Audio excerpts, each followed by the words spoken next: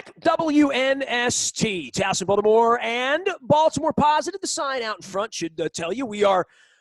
I don't even have I got to get my WNST hat. There you go. Now it's perfect. WNST and Baltimore Positive merging together, along with Royal Farms at DeHarkin. I've got my Art Modell piece out because Art passed 8 years ago this week. And I'm wearing the Cole Roofing hat, and I have the Cole Roofing mug that destroyed my board when I dumped the Royal Farms coffee onto it. Bill Cole is here from Cole Roofing as we merge Baltimore Positive and WNST.net. And Bill, before we even get going, I want to let everybody know it's your fault. Just so everybody knows that when this whole thing happens and we merge this thing, that it's your fault that I'm pulling together roofing guys who do Zooms with me from their car on headset, earbud things, and power the WNST Baltimore Positive Edge. Good day to you. How are you? You had your coffee yet? I'm working on it. I think it is funny. We'll probably look back and it's just like the analog of history and all the other stuff, right? Like, I can't believe we managed to do all this with such crude tools, and we'll laugh about it, ha ha ha, and pull our VHS tapes out and trying to explain to our kids what they are. And there'll be a chip inside of me that broadcasts in HD. Right, I'm sure they'll just implant it. You know what I mean? I don't know where all the technology's going, but like, you do this all day now, right? Like, you're a roof guy who sits in your car on your iPad and does business with people. And that was not what you envisioned for either one of us. I think when, 3 years ago, you inspired me and said, hey, man, you should be talking to like more community and more Eric Sowers from There Goes My Hero, which really kind of got me on the journey to doing all this. And now the whole world has become, for better or worse, a broadcaster, right? It's very interesting. The rapid acceleration, of like adoption. I mean, this technology is not really that new. We could have did it a year ago. We just didn't. So it's very interesting, and I can't wait to see sort of how it all evolves, when it's safe to go back outside, or maybe it's safe now, I don't really know. And when we do what we do, and I still think there's a place for this in my day. There's certainly a place for handshakes and hugs. And, I think it'll make us more efficient. So it's very interesting. Well, the fascinating part for me is when in Zoom, because I've been doing video from the beginning. I was the guy 15 years ago that when the interns would come in, and Luke would tell you this, and Peter DeLutis would tell you this, who were two of my original contestants in an American Idol competition called So You Want to Be a Sports Guy, right? Like, it was the American Idol thing. I'd bring people in. And when the iPhone happened, I was the first one to show Steve Bisciotti how to make this work. I was the first one to show Ed Hale. I went into their offices in 2007 and 8 and 9 when I was looking for partnership with the original WNST. Billick sort of understood it, which is, why he came aboard with Living Classrooms. And I found, going through my YouTube channel, the original first time I ever broadcast on Ustream. You remember Ustream? YouTube didn't have a live function. YouTube was a place you made a movie and uploaded it, right? Ustream was like, hey, you got one of those iPhone 1s and you want to go out, and if you had enough Wi-Fi, you could stream. And I remember going down to the convention center, because it's a block from my house, where it's now a COVID center where they test people all day. And it's a great predictor of what's going on with COVID. When the line's long, we know, like, the poop's going to hit the fan, right? So I went over there, and the fans were lined up. You'll know this is ancient history. You ready, Bill? They were lined up for Oriole Fan Fest. Yeah, it's true. They lined up for that. What? So I went out with my Ustream to at 7 a.m.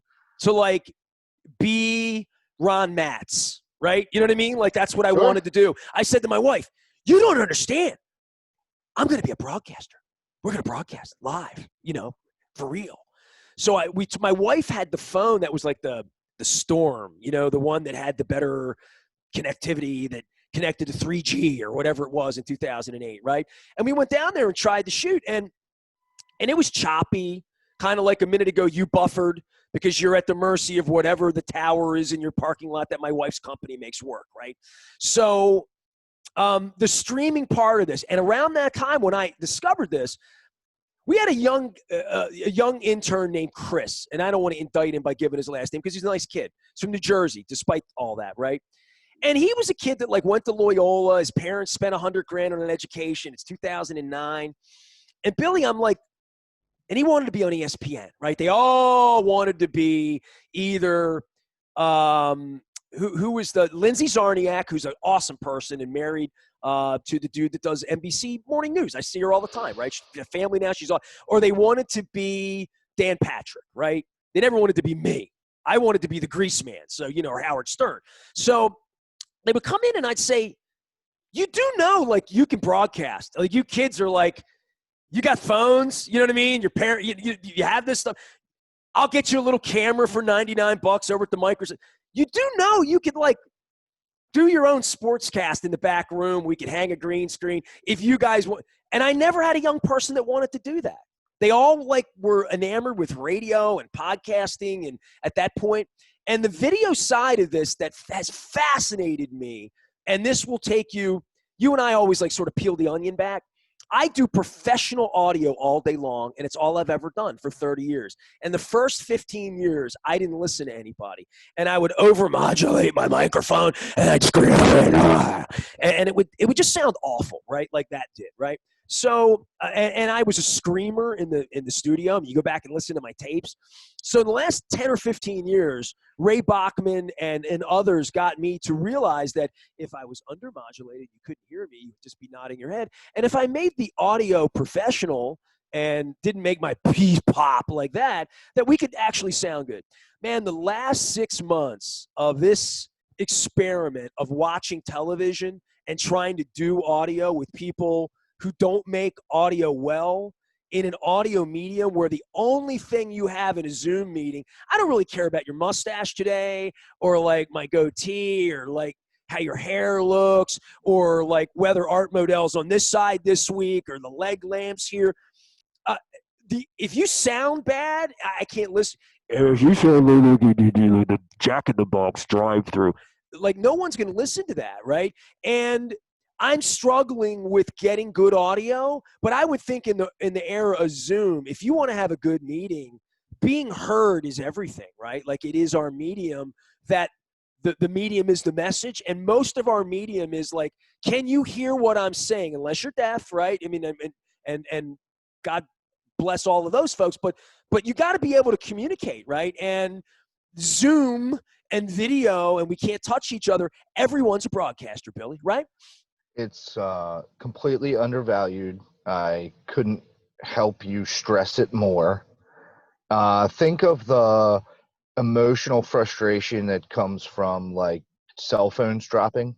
Well, dude, I own an AM radio station, so like after dark, hey, Nasty, I can't hear you after dark. It's all scratchy. And then AM radio is the greatest example because you would like drive under the bridge and lose it, right? I mean, for people our age, and it would drop out. And then there would come a point where you're like, I can't listen. Your dad would say, I can't listen to that Beatles song anymore. I can't get that station in. You know what I mean? Yeah. And you would just turn the station, which is, that's when we had 3 channels of TV, right? And then Springsteen wrote about 57 channels and nothing on. Now, literally, the world is a channel. Like, right? And on Facebook, when people are screwy, I just turn their channel off, right? Like, we're all just a channel at this point. Right. And in a meeting, to your point, like, you can't – it's difficult to tell people that their audio sucks or that their video – like – hey, you probably shouldn't have that giant shining light behind your head because I can't see you, which isn't as big a deal as the audio, right? But the just lack of awareness, that we're all Mueller ran Baltimore County, and he and I fight all the time because we're of 2 different eras, right? When he leaves his phone's Wi-Fi on during a podcast, it buffers his video. When Luke lives on the farm, when Luke is doing video with me, and he lives in Shrewsbury, and he can't get better. This is a great – Luke's a teacher by trade. If he were teaching from his house, the best Wi-Fi he can get is what he's giving me. And when he surfs, when he's looking at a box score, and I can see him doing that, he buffers because he can't get better Wi-Fi where he lives. And this is an affliction for education that when I talk to Sonia Santelises, when we talk to anyone trying to educate people, that this is not – a rich poor problem or a city farm problem. This is a problem. We talked to a councilwoman from Baltimore County yesterday, Senator Hedelman, and Hereford Zone. There are places in the Hereford Zone where you can't get good Wi-Fi. So how does your 7-year-old kid go to second grade this week, Billy? You know what I mean? Because every child is a broadcaster now, literally, right? We're going to go off on a different tangent here, but yeah, I mean, look, the fact that I do think there's an element of, rich and poor to that I think is completely unaddressed. And the fact that, like we want kids to get educated remotely, but they don't have a device and they don't have Wi-Fi. And maybe Those their are, teachers aren't very good at it either. Maybe their well, teacher that's a great classroom teacher. sure. I have people that are incredible authors that are terrible radio guests. You know what I mean? There is a learning curve. There's a learning curve. But fundamentally, like we all know that you have to give a child a pencil when they walk into school, right? Like you're going to need a pencil.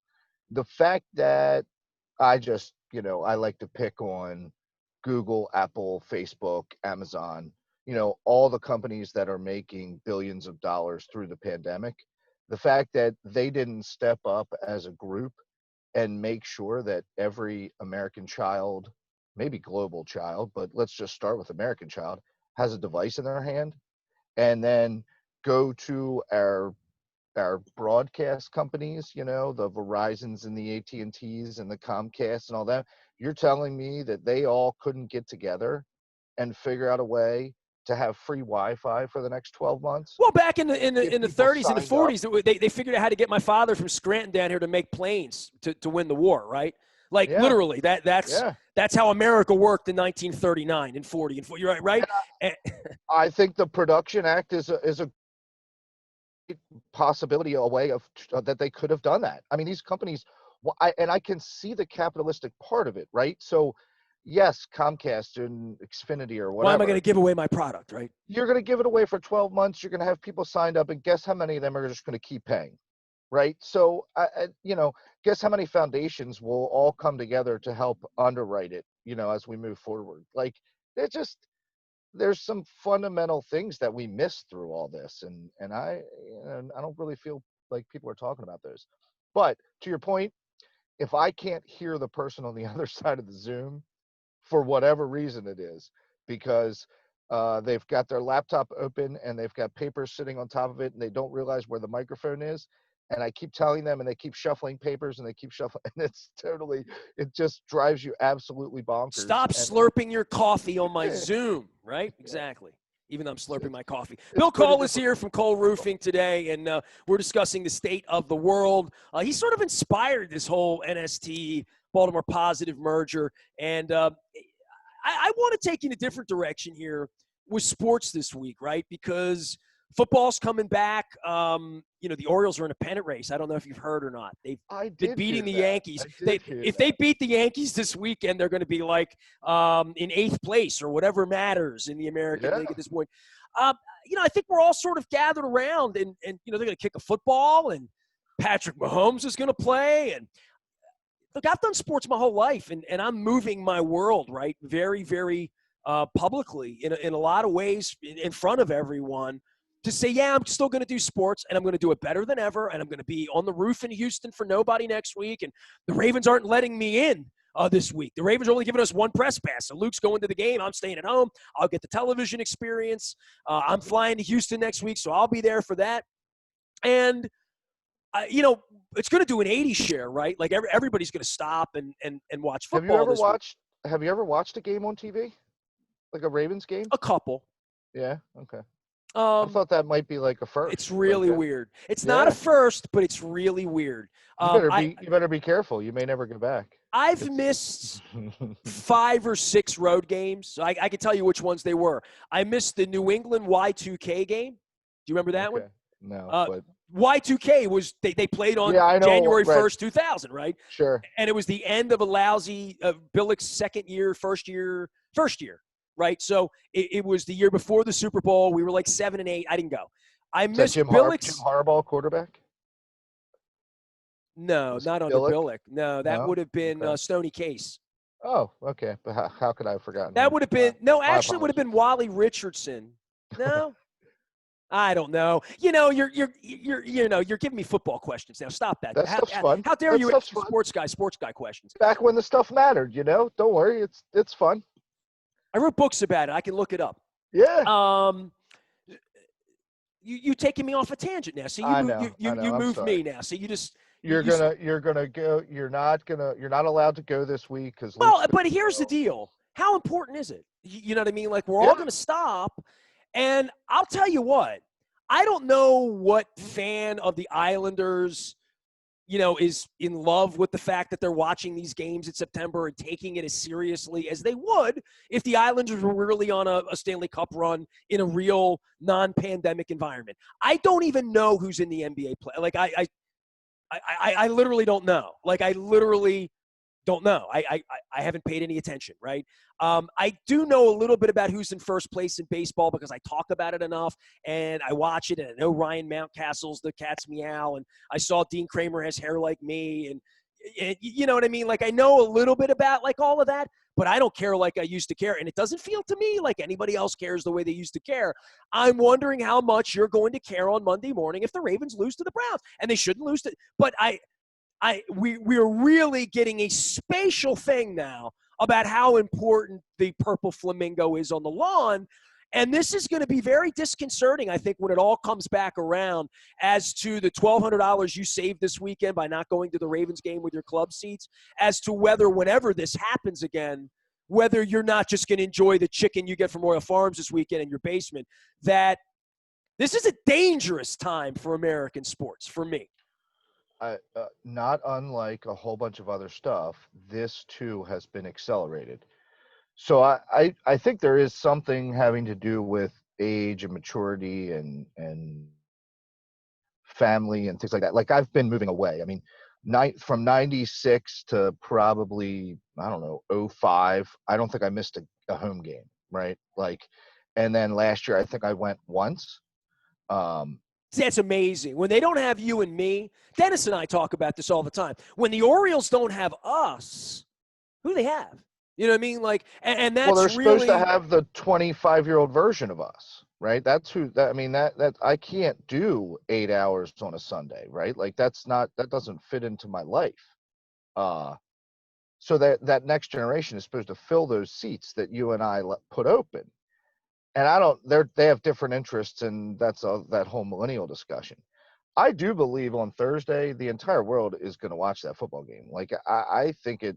I mean, I don't know how it doesn't rival Super Bowl numbers. well. And if Mahomes wins and Lamar wins this week, and then next weekend we beat Deshaun Watson, Texans will be 0-2, right? Like that's kind of crazy, and lose at home. And if that were to happen, that Monday night game, which is only 2 weeks away, right? The Mahomes Lamar game here for no one will Right? be bonkers, right? It'll if they're both 2-0, it'll Maybe, be during a pandemic on a Monday night football game. It'll be Coach Sellish with the two biggest stars in the country, literally. maybe because the world's shifted, man, and like people have different routines on Well, Monday. unless Trump's having a press conference that night or starts a war, like literally, right? Like that. That was what affected football ratings 4 years ago, right? Every Right? time Trump got up and gave a hate speech, everybody paid attention, and football ratings went down, and the knee and Kaepernick, all of that was 4 years ago. And the NFL said, well, it's a blip. It was an election year. That's why our ratings were down. So there is that part of this too. That this is where the I don't know. intersection of Baltimore positive and sports and Yeah. politics, because politics is going to be as big a part of this over the next 8 weeks as the knee and the flag and the anthem and the flyovers and whether Lamar zigs or zags, right? Yeah, I don't know if football goes like baseball, but there was an amount of anticipation for baseball coming back, although it seemed more chaotic in the couple weeks leading up. Like, and Well, all then you a kept whole team hearing got was, COVID the first weekend too, right? That didn't but help. like I turned on the first Oriole game, and I probably watched 7 innings. I turned on the second baseball game. I probably watched like 2 innings, and I'm like, this is weird. It feels like watching spring training. I can't imagine this really counts. I don't know who any of these guys are. Then Yeah, they I'm start gonna playing 7-inning I'm gonna games move and on. putting guys on second base in the 10th inning, I'm gonna and it move feels like a on. beer league softball game. Then they traded away every player that they could get a bag of donuts for, right? And now they're still in contention. Yeah. And it's I Oriole don't Magic, right? I mean, it's weird. it's kind of like when Ted Leone just tried to sell me on the Arena Football League, and I thought about insurance and players and broken necks and bodies and all that stuff. And then he's running around with a trophy for his team was 3-7, and they won the league championship at the Royal Farms Arena for 828 people. And I'm thinking to 828 myself, more than can go now. Ted, it might be time for esports for you. You know what I mean? Like it just might be time for that. And we talk about esports and people sitting in their houses and betting on things, and two kids playing Sega Genesis or PlayStation, whatever the hell they're calling it. Galaga. I'm going to the Wayback Machine here. Yeah. What was the original game that was bloop, bloop, bloop, bloop? It was Ping pong. Pong. yeah, it was Pong. Was that? No, that Pong. was a beer Yeah. game, I think. But either way, Pong. so in the modern era, on Sunday at 1:00, we're going to play football. The one thing I know about this is if there's an avidity for it, right? I'm getting the FanDuel ads and whatnot. I don't play fantasy football. I've never played. I played rotisserie baseball a long time ago, and I played a lot of Stratomatic. I mean, I had Slim Jim Phantom from the Stray Cats on about a month ago playing Stratomatic baseball with Drew Carey. But, in the modern era and knowing some millennials who like to gamble, and are really into that sort of thing. It's never been my jam to gamble at a football game. But the gambling part of this, the fantasy part of this, the red zone part of this, all of that's very much in play this weekend, right? So that's the thing people really love to do with football, besides wear Steelers gear or Ravens gear or whatever, is gamble on it, eat around it, drink around it, but more than that, convene, right? They want to get to the sports bar. They want to go to the man cave. They want to get together. I think the gambling part of this and the fantasy part of this is going to be the part people miss as much as the high-fiving part, because the high-fiving was for you and me in 1996. This is going to be a solitary event, right? This is a sports event now for you and your device. It's kind of like I don't. esports. It's just between, well, that's one of the problems that sports for Yeah. us was about high-fiving at Memorial Stadium and meeting a stranger and experiencing that joy with everyone. All of that's been taken out. And I go back to the Islanders or the hockey thing, right? Like the hockey thing for me was all about the energy. The Rolling Stones thing, the Pearl Jam thing, the concert thing, the club thing, it was all It's about the just energy. And it's just 16 road games.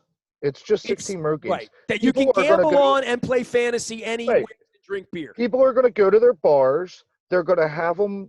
They're going to have tables set up in the parking lot, so they're going to let a certain percentage of people inside, or people are going to have people to their house. I mean, the camaraderie is still going to happen. It's just not going to happen with 78,000 people, right? It's going to happen with 20, 30, 40, 50, whatever. It's going to feel different, though. It is, but it's still, people are going to seek it out. Can you imagine we win a Super Bowl this way and I can't even hug anybody? It's just weird. The whole thing's weird. Like, How about, I mean, I think wonder about if that. it really counts. We have Does the it best really team. count? We might win the Does it Super really Bowl. Think about what that would feel like.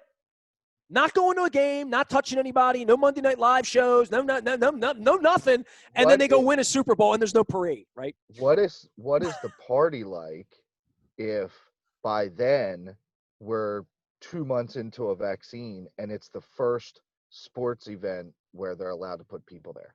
I'll kiss my wife in front of Times Square. We can take a I mean, picture like that, right?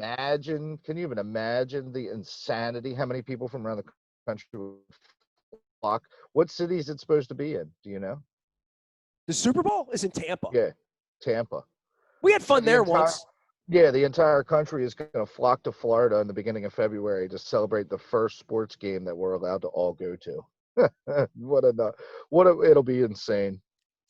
Gasparilla, 2001. Good times. Did you go to the Super Bowl in 01? Of course I did. I have a picture with my brother in front of Whiskey Joe's that day that we all were there. Yeah. Absolutely. So you were there, I was there, we were all there. Yeah. Oh, yeah. I mean, Flynn sent me the video, and it's it's incredible, and sharing all this stuff out at Baltimore Positive. So My buddy, we went to Whiskey Joe's. We drank a lot of beers. My one buddy probably drank too many beers, and they were selling beers by the bucket, right. and they were like these Miller Lite buckets. Well, they ran out of beer. You know that. So from whenever we left Whiskey Joe's, he had that bucket on his head, and he wore that bucket through the entire football game for the entire night. It's so funny. I have so many pictures of this guy with a bucket on his head. Did you go to the game, or did you just go to Whiskey Joe's? Oh, you No, had, we you had went to the tickets. game. You had tickets. Oh, yeah. Okay. Oh, yeah. I was sitting right below the pirate ship. I was about 10 rows above where Stokely caught the ball. Stokely was running right at me when he caught the pass. And, I'm doing this incredible WNST Classic thing with all of these conversations and stuff. I had the best conversation at the Super Bowl 4 years ago. It was the San Francisco Super Bowl. Brandon Stokely was at my table and did a whole segment with me and left, and he was doing radio in Denver at the time. And John Ogden came by on Friday and sat down, and Stokely was just walking by. And I said, sit down. So they both sat down, and I got into them. And they got into Billick and Dilfer and Ozzie and Gerback, and it went on. And you should go listen to it. I've done some of these incredible pieces that if you didn't hear it then or missed it, or I play it during best of week once a year in the summer when I'm running off with my wife or whatever, all of that stuff's on demand now. It's all in one place. It's almost like a Hulu for WNST people. What do you think, Billy? I like it. Tell everybody what you do getting on roofs. Not only are we going to get old pieces with John Ogden and Brandon Stokely, which, maybe only half the people listening know they know who Ogden is, but maybe Stokely a little less. But we're also going to get these really riveting educational pieces where people can learn about all these really good stuff that we're trying to learn about to try and make this a better city and a better place. I think you started to ask me, that's kind of what Cole Roofing does, right? So for 100 years, we've been employing people, putting them up on roofs, giving them an honest day's work, taking care of our town. 10 years ago, we started a solar company because it makes sense to turn the giant fireball in the sky into electricity. And we think roofs is where they belong. So we spend a lot of time teaching, educating, trying to help people figure out how to do that. Here you go, man. I got education up here, metal solutions, other solutions, solar solutions, roofing solutions. Is there any kind of roof you've never seen that, have you ever been up on? Because I'm looking at this picture of this thing up here, which it looks like the Candlewood Elementary School that, you could putt on the roof of the Candlewood Elementary School, right? Like you literally could, right? For those that putt, they probably would not enjoy it. Well, I can read more really right here. Putting, I can click right here. So this is not really a putting green, but yeah. Well, this is neat because inside the Zoom, I can now show people stuff, right? So I love it. This is the new WNST.net, which will be the new Baltimore Positive. You like the crab? The crab's kind of cool, right? And so the WNST Classic part, we got all of our classic music stuff that's going to be here with Joe Perry and Rob. By the way, Rob Halford's guy from Judas Priest hit me last. I'm sitting with my wife. We're watching the news. We're watching Wheel of Fortune on Tuesday night, and I'm checking my email. I'm like, oh, Rob Halford just hit me. He wants to come on the show next week. My wife's like, the guy from Judas Priest? I'm like, yeah, he's coming on the show. So you talk about all the things we can learn here and all the things we can do. But this is old school stuff. This is just like when Derek Jeter was on the show. Bill Walton came on the show and talked about John Wooden. The time that Bruce Springsteen called me a dummy. This is I interviewed Cal Ripken over Siberia on a plane. And there's a 12-minute interview of me and Cal Ripken on a United airline. It was in first class, even though I didn't sit in first. I went up to first class to visit him. And so you can click on all this stuff, and you can do all this at Baltimore Positive. Walk in the Great Wall of China with the Iron Man. There's Cal and I. His eyes are very blue, even in Asia. It's all true. And have at it. Bill Cole does roofs and solar and Gordian Energy, and he gives me mugs that I dump Royal Farms coffee all over my board and gives me a great hat that makes me look like I've worked a day in my life, which is really important.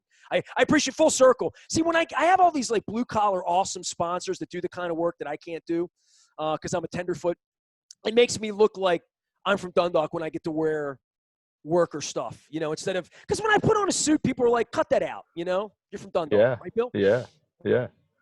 I appreciate you, man. Thanks for having me. See you soon. Bill Cole, Cole Roofing, and Gordian Energy. Go find them on the web. You can find me, Nasty, at WNST.net, Facebook, Twitter, LinkedIn, Snapchat, talking about all sorts of things. I think we covered a lot of ground there. I think we went from roof to floor on Baltimore Positive and Cole Roofing. I'm Nestor. We are WNST.net, AM 1570. Towson, Baltimore. We never stop talking. Baltimore Positive.